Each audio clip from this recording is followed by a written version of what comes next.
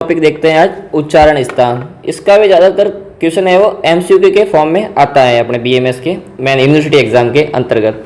तो उच्चारण स्थान क्या होते हैं? नाम से पता चल रहा है कि किसी वर्ण को उच्चारण करने का जो स्थान मतलब जहाँ से वो उच्चारण होता है, जहाँ अपनी जीवा स्पर्श करती है ना, उसके आधार पर ये निर्धारित होता है कि उस वर्ण का उच्चारण स्थान वह है। तो अपन देखते हैं ये चीज़। तो वर्णों के क्या होते हैं वो देखते हैं। वर्णों के उत्पत्ति स्थल या मतलब प्रथम प्रकाशन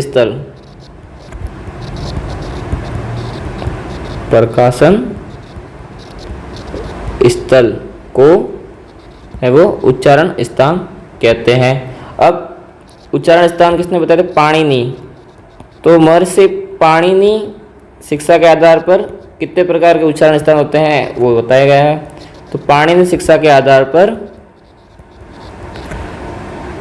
8 उच्चारण स्थान बताए गए हैं। ये एमसीक्यू में ज़्यादातर क्वेश्चन आता है। 8 स्थान बताए गए हैं उच्चारण स्थान। तो कौन कौन से 8 उच्चारण स्थान बताए हैं पाणिनि ने? फर्स्ट बताया है हृदय, सेकेंड है अपने पास कंठ, थर्ड सिर जिसको मुर्दा भी बोलता जाता है, 4 है तालु, 5th है दंत, ओष्ठ, नासिका एंड जीवा मूल। तो ये पाणिनि के अनुसार 8 उच्चारण स्थान बताए गए हैं। लेकिन क्या होता है कि जो अपन संस्कृत वर्णमाला के अंतर्गत हृदय को है वो उच्चारण स्थान काउंट नहीं किया गया है। तो इधर ये एमसीक्यू में पूछा जाए कि पाणिनि के अनुसार कितने प्रकार के उच्चारण स्थान बताए गए हैं, तब अपन आंसर करेंगे 8। लेकिन सामान्य तो संस्कृत के अंतर्गत 7 उच्चारण स्थानों का ही वर्णन किया जाता है। हृदय को उच्चारण स्थान के अंतर्गत नहीं माना गया है। तो अपन लिख देते हैं लेकिन सवर्णता के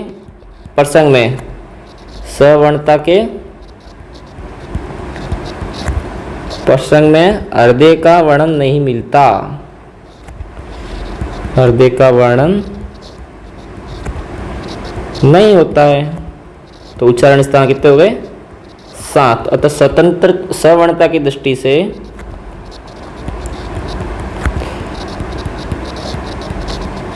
सवर्णता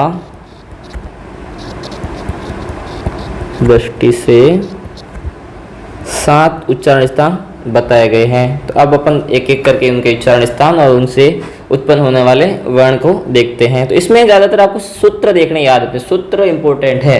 सूत्र याद होगा तो आप कौन सा वर्ण कहाँ से उच्चारण स्थान हो रहा है सब पता चल जाएगा। तो अपन एक एक करके इसका सूत्र देखते जाते हैं। तो फर्स्ट सूत्र क्या है इसका? अकुह विसर्जनानाम कंठ। अकुह विसर्जन्यानाम कंठ।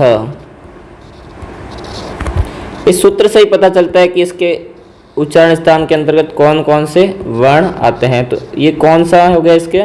तो इसमें देखो अकुह विसर्जन्य नाम कंठ। तो उच्चारण स्थान कौन सा है? कंठ। और कंठ से कौन कौन से वर्ण उत्पन्न हो रहे हैं वो देखते हैं। तो कौन सा हो रहा है? नाम सूत्र से बताया। एक तो अ वर्ण हो रहा है, फिर क वर्ग पूरा उच्चारण स्थान कहाँ है वो कंठ होता है। क वर्ग। अब क वर्ग के अंतर्गत कौन सा आ गया? क ख ग घ ढ। तो ये सारे वर्ण है वो क वर्ग के अंतर्गत आ गए। और ह का उच्चारण स्थान भी कंठ होता है और विसर्ग का उच्चारण स्थान भी कंठ होता है। तो इस सूत्र से पता चल गया कि कौन जो ये वर्ण दिए हुए हैं अ वर्ण क वर्ग के अंतर्गत जो भी वर्ण आते हैं वो ह और विसर्ग, इनका उच्चारण है वो कंठ से होता है। फिर दूसरा अपन देखते हैं इच्वोष नाम तालु। सूत्र से ही पता चल जाएगा कि कौन सा वर्ण का उच्चारण कहाँ से होता है। तो इच्वोष नाम तालु। तो पता चल रहा है ना कि तालु से उच्चारण हो रहा है। कौन कौन से वर्ण का हो रहा है वो देखते हैं।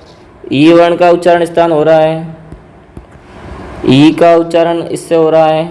च वर्ग के अंतर्गत जो भी वर्ण आते हैं उसका उच्चारण है वो होता है। स वर्ग आ गया, फिर आ गया य का उच्चारण है वो तालु से होता है, और स, तो इस स को कौन सा बोलते हैं, तालव्य स बोला जाता है। तो तालव्य स का उच्चारण स्थान तालु होता है, तो इस प्रकार ये तालु उच्चारण स्थान हो गया। फिर अपन देखते हैं तीसरा, वो है मुर्दा। तो ये सूत्र कौन सा हो गया, ऋटूषणाम मुर्दा, ऋटूषणाम मुर्दा, ऋटूषणाम मुर्दा। तो इसके अंतर्गत कौन कौन से वर्ण आ गए, एक सेकेंड, हाँ ये रहा। तो इसके अंदर री वर्ण आ गया, ट वर्ग आ गया, और र आ गया, और मूर्धन्य स जिसको बोलते हैं, षटकोण वाला स होता है उसको मूर्धन्य स बोलते हैं। तो इनका उच्चारण स्थान क्या हो गया, मुर्दा। फिर अपन देखते हैं चौथा सूत्र इसका, वो होता है लितुल सा नाम दंता, ली तुल सा नाम दंत, दंत। तो ये हो गया। तो इसके अंतर्गत कौन कौन से वर्ण आ गए, री वर्ण आ गया, त वर्ग के अंतर्गत जितने भी व्यंजन आ गए वो आ गए, ल का उच्चारण स्थान हो गया, और दंतन्य स, जो सड़क वाला स होता है वो दंतन्य स होता है, तो इनका उच्चारण स्थान क्या हो गया, दंत। फिर अपन देखते हैं पांचवा सूत्र इसका, वो है उ पु पद मान्या नाम ओष्ठ, उपपद्या मान्या नाम ओष्ठ, ओष्ठो, ओष्ठो। तो इसमें कौन कौन से वर्ण आ गए, उ वर्ण आ गया, प वर्ग के अंतर्गत जितने भी वर्ण आते हैं उसका उच्चारण हो गया, और प और फ का उच्चारण स्थान हो गया, और इन सब का उच्चारण है वो ओष्ठ से होता है। तो ओष्ठनीय वर्ण ये हो गए। फिर अपन 6 नंबर पे देखते हैं नासिका, यम गणना नाम नासिका। तो ये सूत्र अपने आ गया, 6 नंबर सूत्र आ गया, यम गणना नाम नासिका।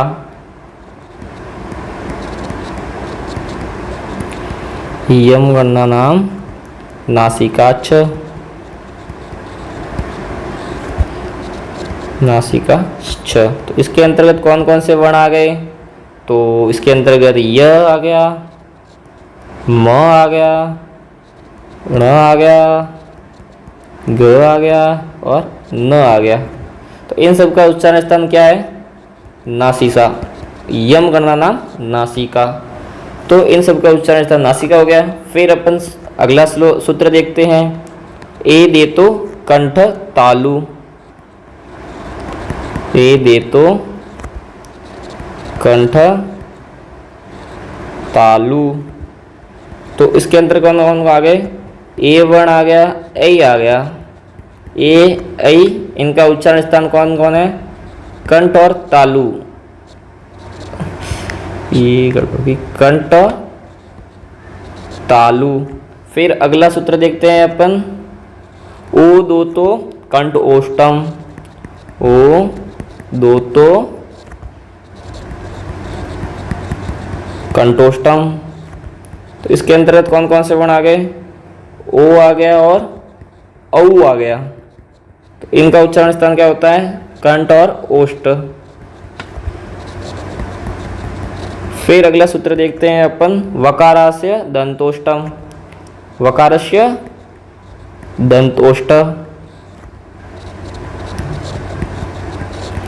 तो सूत्र से ही अपने को पता चल रहा है कि कौन से वर्ण का कौन सा उच्चारण स्थान है। तो इसमें क्या आ गया, व वर्ण आ गया, वकार का, वकार का उच्चारण स्थान कहाँ कहाँ से होता है, दांत और ओठ से। तो ओष्ठ यानी ओठ हो गया ना, तो ओष्ठ, दंत ओष्ठ। फिर अगला सूत्र देखते हैं, जीवामूलस्य जीवामूलम, जीवामूलस्य जीवामूलम। इनके अंतर्गत जीवामूलीय विसर्ग का जीवामूल स्थान होता है। तो ये जो होते हैं प, क, और ये वाला ख, इसको बोलते हैं जीवामूलीय विसर्ग, इनका स्थान है वो जीवामूल होता है। फिर आता है नासिका अनुस्वारस्य, लास्ट वाला यही है, तो नासिका अनुस्वारस्य, जो अनुस्वार है उसका उच्चारण स्थान है वो नासिका होता है, अनुस्वारस्य, तो अनुस्वार का उच्चारण स्थान है वो नासिका बताया गया है। तो इस अनुसार अपना ये जो एक टॉपिक है उच्चारण स्थान ये कंप्लीट होता है। शॉर्ट में रिवीजन करते हैं, देखते हैं जल्दी से। तो उच्चारण स्थान के व्याकरण या पाणिनि के अनुसार कितने बताए गए हैं? 8 बताए गए हैं, जिसका पहला हृदय, कंठ, तालु, मूर्धा, दंत, ओष्ठ, नासिका, जीवामूल। लेकिन सवर्णता के आधार पर हृदय को है वो उच्चारण स्थान नहीं माना गया है। तो उच्चारण स्थान कितने हो गए? 7 उच्चारण स्थान हो गए। तो कंठ का क्या होता है? अकुह विसर्जन नाम कंठ, तालु इच्युषा नाम तालु, मूर्धा ऋतुषा नाम मूर्धा, दंत लिटुषा नाम दंता, ओष्ठ उपपुत्या नाम ओष्ठो, नासिका यम गणा नाम नासिका छ। फिर 2 उच्चारण स्थानों से भी वर्णों का उच्चारण होता है। तो ए दे तो कंठ तालु, ए और ए का है वो कंठ और तालु से मिलकर उच्चारण होता है। ओ दो तो कंठोष्टम, ओ और औ का है वो उच्चारण है वो कंठ और ओष्ठ से मिलकर बनता है। तो वकार से दंतोष्टम में व का उच्चारण स्थान दंत और ओष्ठ से होता है।